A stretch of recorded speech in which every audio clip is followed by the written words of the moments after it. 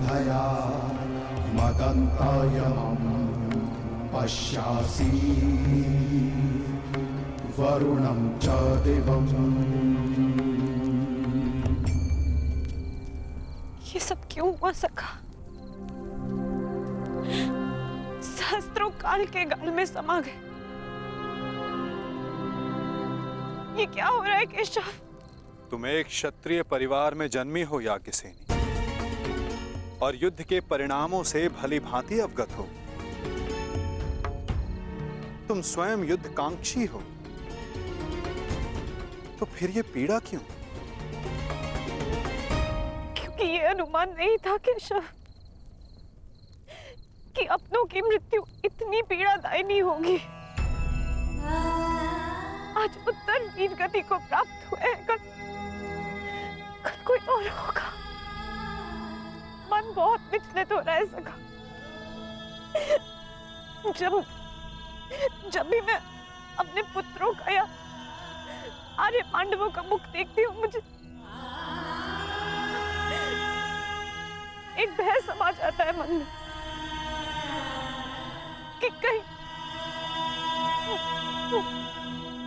तुम ये मत भूलो सखी कि ये युद्ध केवल तुम्हारे अपमान, केवल पांडवों के साथ हुए अन्याय के प्रतिशोध के लिए नहीं हो रहा है। ये युद्ध धर्म की पुनः स्थापना के लिए हो रहा है, अधर्म के नाश के लिए हो रहा है,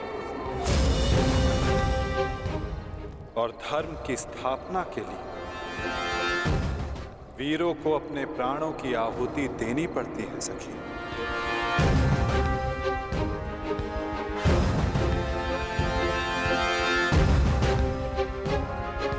स्वयं को संभालो सखी। ये तुम्हारी, हम सब के अंतर भावनाओं की कड़ी परीक्षा है।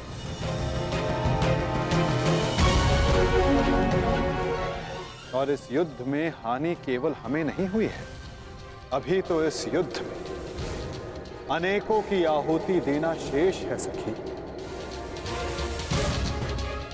कोई और भी है जिसे अति शीघ्र इस पीड़ा का वहन करना शेष है।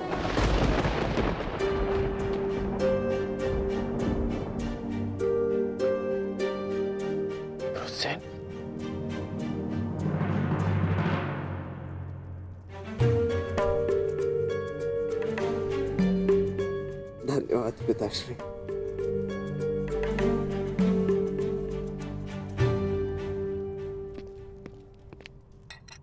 कहीं मेरे इस घाव को मेरी दुर्बलता तो नहीं समझ बैठे हैं ना आप पिताश्री? मैं एक योद्धा हूं, और युद्ध में योद्धा को घाव लगना गर्व की बात है। इस महायुद्ध में ये घाव मेरे लिए एक उपहार की भांति है।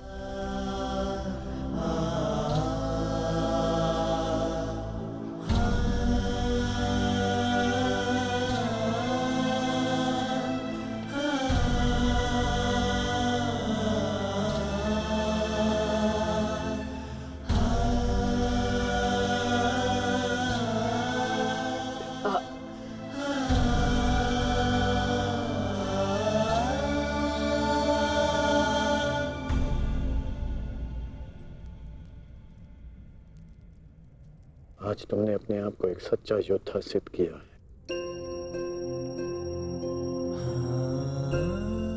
मुझे तुम पर गर्व है। कल्याण हो तुम्हारा पुत्र। अब तुम्हें विश्राम की आवश्यकता है। विश्राम करोगे तो यह घाव जल्द ठीक हो जाएगा।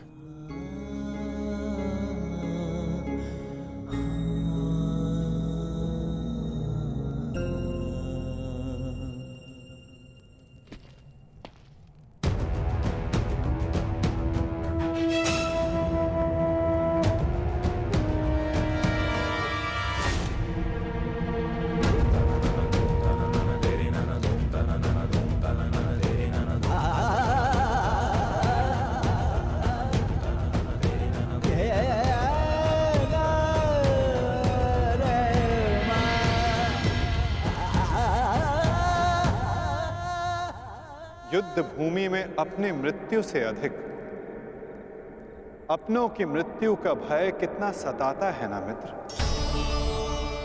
माधव,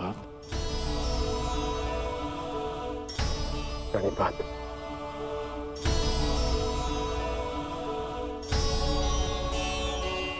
परंतु आप यहां कैसे?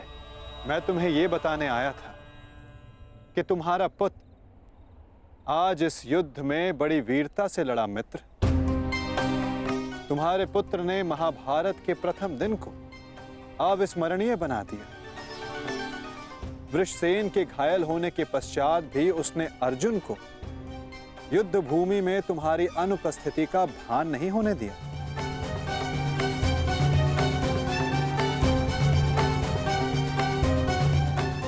परंतु गर्व के स्थान पर तुम्हारे मुख पर यह पीड़ा क्यों मित्र?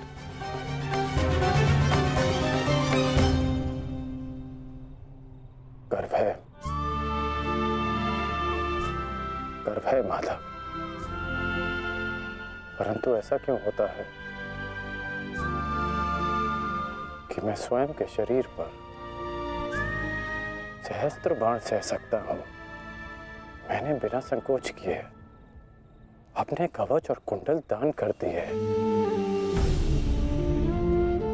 मैं ये सब पीड़ा सहने में सक्षम हूं। एक योद्धा होने के नाते मैं युद्ध के सभी नियमों से अवगत हूं, परंतु वृषसेन को लगे बाण, उसकी मृत्यु का भय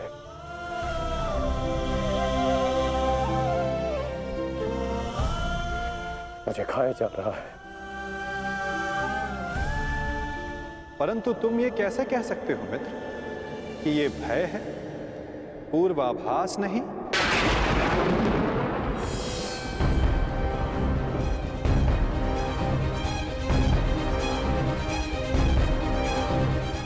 पूर्वाभास? आप क्या कहना चाहते हैं? एक योद्धा को विजय की आशा अवश्य होती है, परंतु उसे परिणाम का पूर्वाभास भी होना चाहिए। आज युद्ध में जो हमारे साथ खड़ा था, कल उसका स्थान कोई और ले लेगा और उसके पश्चात कोई और। ये युद्ध है मित्र, इसे बदला नहीं जा सकता। बलिदान मांगना युद्ध की नियति है मित्र।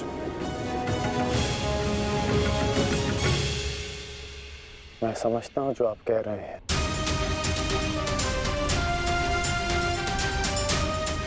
परंतु मन में अपनों की रक्षा की चिंता है।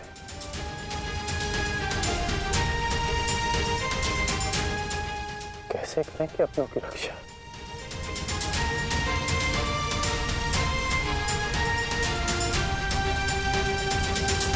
यदि कारण महान हो तो उसका बलिदान भी महान देना होता है मित्र।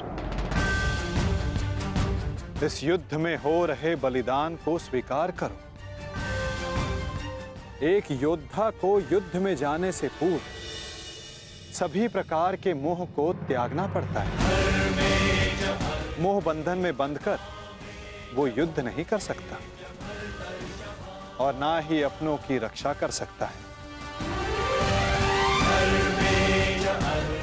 इस महायुद्ध में अपनों की रक्षा के लिए जो हो सकेगा वो मैं करूंगा, चाहे वो युद्ध के नियति के विरुद्ध हो तब भी अंगराज।